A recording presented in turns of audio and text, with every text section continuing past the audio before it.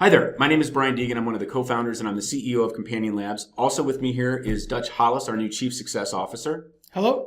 So Dutch is a digital advertising pro, 20 years in the space, 10 years helping to build our last company. I think you'll find he and his team to be an invaluable resource, whether you're trialing for the first time or you're an existing customer. So again, Dutch, welcome aboard. Thank you.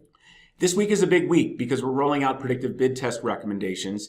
So much of the success of a bid test comes from doing them at the right time for the right reasons, and specifically when ad costs are going up. Now, historically, this would require a lot of interpretation by users, and with predictive bid test recommendations, now that eliminates the interpretation. You're going to get recommendations when it's the right time to bid test an ad set right within the recommendations area of Companion Labs. And I thought, along with this rollout and the holiday season coming up here, that it would make a lot of sense if maybe, Dutch, you could recap 3 of the top settings from the article that you published last week, Ready Settings Go. We've rolled out a lot of new stuff over the last 4 months in terms of how you can tailor Companion Labs to your ad account for maximum impact. So, Dutch, if you could hit on the top 3, that would be great. Yeah, great. Thanks, Brian. I think the number one thing you want to touch on is your target performance threshold. This really sets the minimum acceptable performance for your ad sets. It also sets the level at which ad sets qualify for budget recommendations and now bid test recommendations. It's important to revisit this now because the holiday season's coming up, and it's very likely that your performance over the next 30 to 45 days is going to look very different than it has over the last 30 days.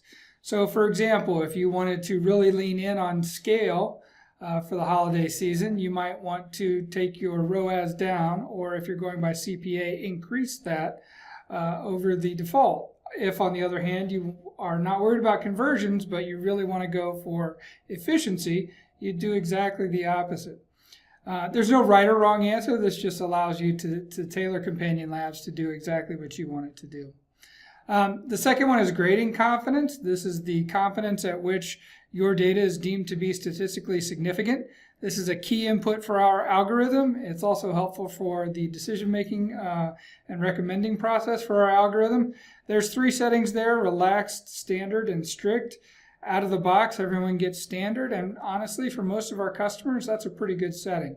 However, if you don't feel you're getting budget recommendations fast enough, if you don't feel you're getting grades fast enough, you might want to change that to relaxed.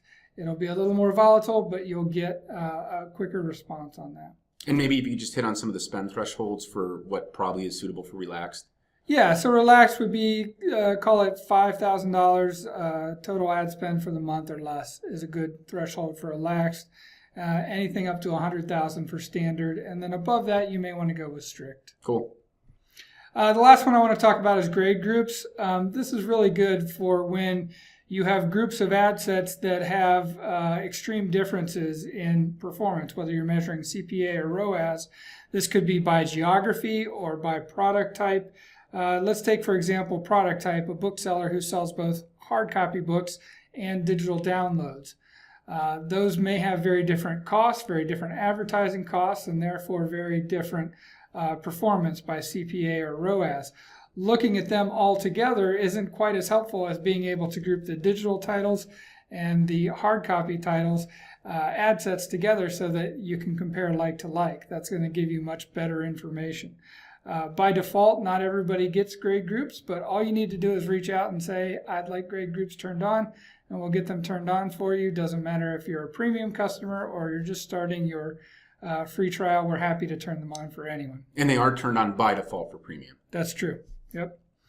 The last thing I want to mention is that when you take advantage of any of these settings, the algorithms are going to need to regrade your ad sets. That'll take about 4 hours, and at the end of that, everything will be reset with these new settings in mind, including your recommendations. And during that 4-hour period, you will get a little message in the app that tells you that your ad sets are being regraded. Awesome. So if you want to read the full Ready Settings Go article where Dutch touches on a few of the other settings, just click on the link below. It's about a 3-minute read. If you have any questions or comments, just let us know. You can initiate a chat session on our website, DM us on Facebook. Both of us are here to help along with Dutch and the rest of the team. So thank you very much.